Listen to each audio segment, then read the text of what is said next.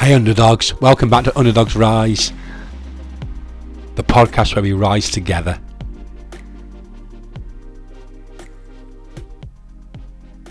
You came for me, and now you have to leave for me.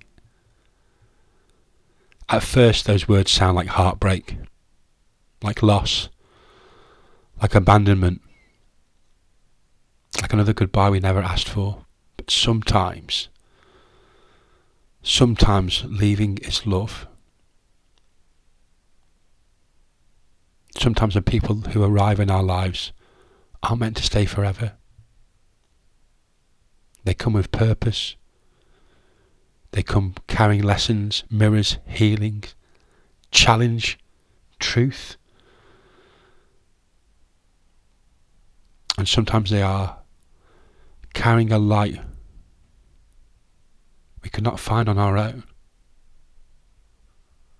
They arrive in seasons when we are lost, when we are wounded, and when we are standing at the edge of ourselves, unsure whether to keep going, and somehow they find us. Not by accident, but by timing.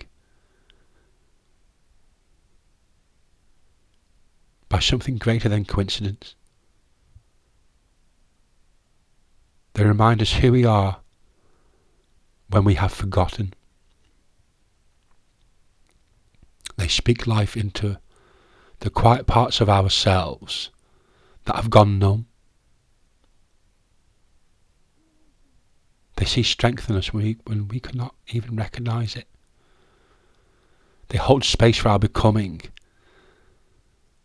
And for a while, their presence feels like home, like safety, like belonging, like finally being understood. And then life shifts. The season changes.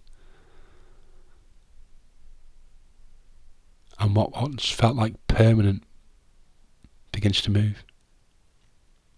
Distance grows, paths separate, conversations become memories, and we ask the painful question: why would someone come into my life only to leave?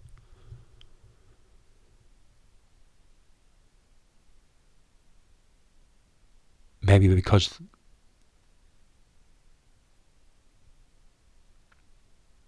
they did what they came to do.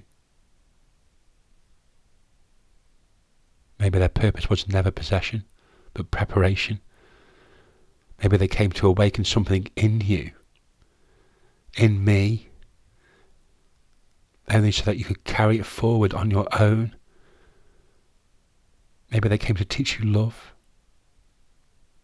not so that you could depend on them, but so you could learn how to give that love to yourself.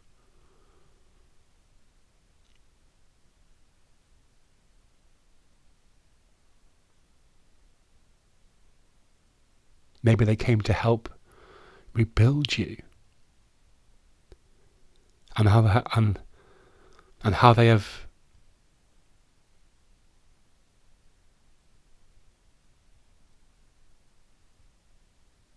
helped you discover your own strength.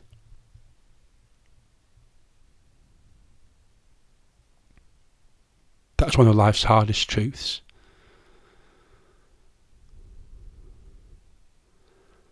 Not everyone who changes your life is meant to stay in your life. Some people are bridges, not destinations. Some are chapters, not the whole story. Some are rain. They arrive, they nourish, they help growth begin, and then they move on, leaving behind a greener version of you. And sometimes people leave not because they stopped caring, but because staying would stop your growth. Because if they remained, you might keep leaning on them instead of learning to stand. You might keep seeking answers outside of yourself instead of discovering your own inner voice. You might confuse attachment with love, and I have done this. Dependency with connection, I've done that too. Comfort with purpose, done that.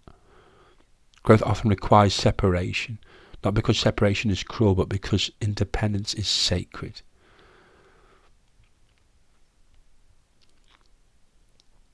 There are only lessons that we can only learn alone.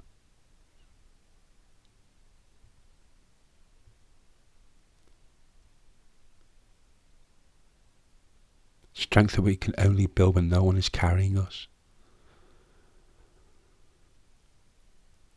Wisdom we can only gain when silence becomes our teacher, and courage we only discover when we realise I can walk this next chapter by myself. That doesn't erase grief. Goodbyes still ache. Absence leaves a shape inside of you. We still replay moments, still wonder what could have been, still miss voices that once made our life just feel lighter. That's human.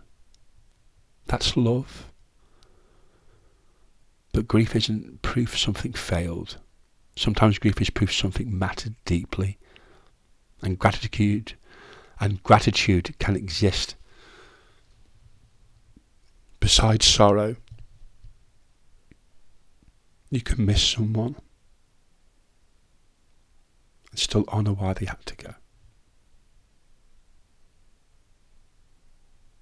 You can love what was and still release what cannot remain. You can carry the gift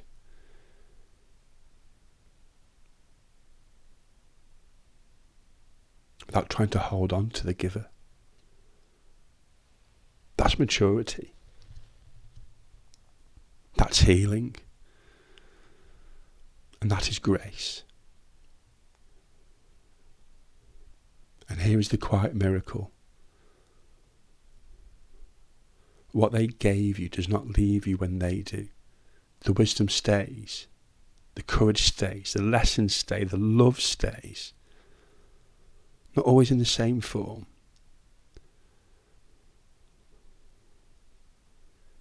But in what it awakened inside of you. They may leave physically. But the part of you they helped uncover, that remains. And perhaps that was always the point. Not for them to stay beside you forever, but for their presence to introduce you to a stronger version of yourself.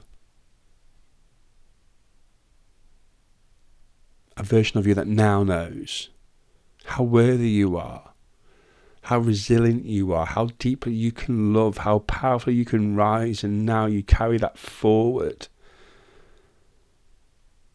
Because for others, what someone once became for you,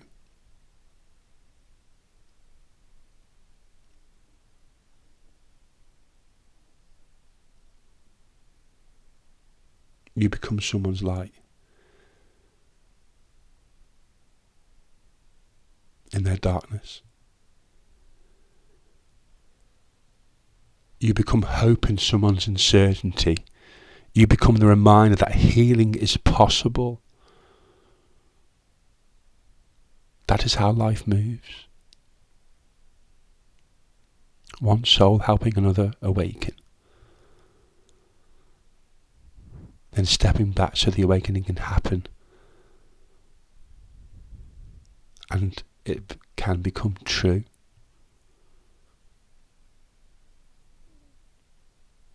You came for me, and you had to leave for me, not to break me, but to build me, not to empty me, but to show me what was really within me, not to stay, but to prepare me for where I must go now. And for that, through every tear,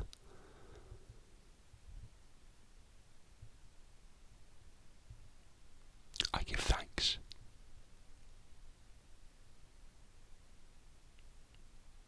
I give thanks. I give thanks.